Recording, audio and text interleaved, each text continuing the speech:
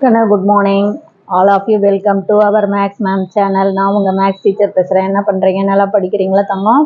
சரி, இன்னைக்கு நம்ம பார்க்க போகிறது 12th 5th chapter analytical geometry exercise 5.1ல செகண்ட் சம் பாருங்க. Find the equation of the circle with center வந்து அவன் கொடுத்துட்டான். சென்டர் என்ன கொடுத்துட்டான்?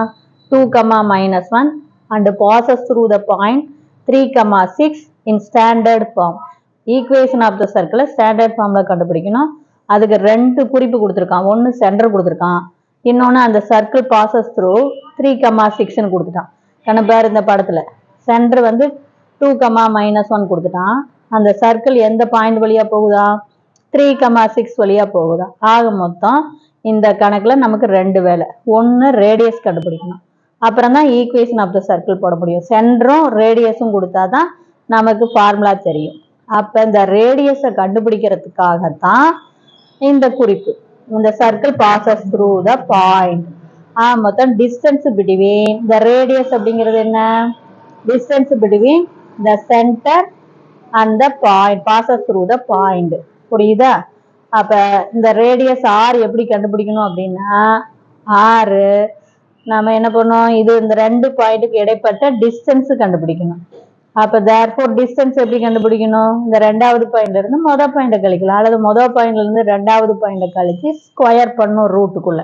அப்போ r equal to root of பாருங்க 3 - 2 whole square plus 6 -1 whole square. பாரு இந்த பாயிண்ட்ல இருந்து இந்த பாயிண்டை கழிக்கணும். அப்போ ரூட்டுக்குள்ள 3 - 2 whole square plus 6 -1 whole square -1. அப்போ இதை வந்து செப்பரேட் பண்ணால் 1, 1 ஸ்கொயர் பண்ணால் 1. இங்கே பேர் minus into minus plus.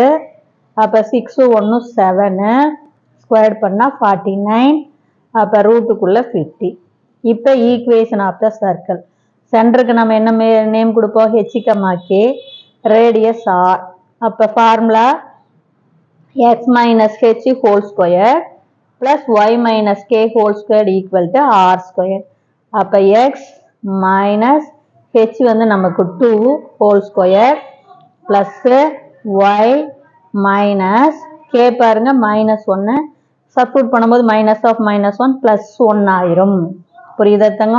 Whole square equal to √50 squared. R வந்து √50. இங்கே எப்படி +1 வருது தெரியுதா தாமே?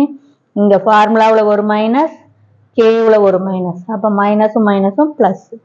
இப்போ எக்ஸை ஸ்கொயர் பண்ணால் எக்ஸ் ஸ்கொயர், அடுத்தது 2 ஸ்கொயர் பண்ணால் 4.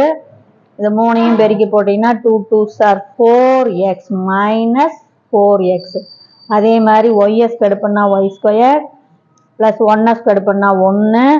இதை மூணையும் பெருக்கும்போது ப்ளஸ்ஸு 1 2 is 2y. இதை ஸ்கொயர் பண்ணும்போது ரூட் நீங்கள் போய் 50, அது எந்தாண்ட வந்தால் -50. இப்போ ஆர்டரை எழுதுனீங்கன்னா X square plus Y square -4x plus 2y minus பெரிய நம்பருடைய குறி மைனஸ்ஸு. இதில் பாருங்கள் மைனஸில் 50 இருக்குது, ப்ளஸில் 5 இருக்குது, அதை கழிச்சு போட்டால் -45. இதில் ஒரு வேளை ரேடியஸ் நம்ம கண்டுபிடிக்கணும் தங்கம். அப்புறம் ஈக்குவேஷன். இது 3 மார்க்கில் கேட்டாங்கன்னா நல்லா பார்த்துங்க. ரேடியஸ் கண்டுபிடிக்கிறதுக்கு 1 மார்க் கொடுத்துருவாங்க, equation of the circle formula எழுதுறதுக்கு 1 மார்க் கொடுத்துருவாங்க, ஆன்சருக்கு 1 மார்க் கொடுத்துருவாங்க. ரேடியஸ் கண்டுபிடிக்கிறது ஒன்றும் பெரிய விஷயம்லாம் இல்லை சாமி. ரெண்டாவது பாயிண்ட்லேருந்து மொதல் பாயிண்டை களி. இப்போ இதை நீ ஜீனியஸாக இருந்தால் டக்குன்னு அப்படியே சொல்லலாம். இது பேர் 3 3ல் 2 போச்சுன்னா 1 1 ஸ்கொயர் பண்ணால் 1 6.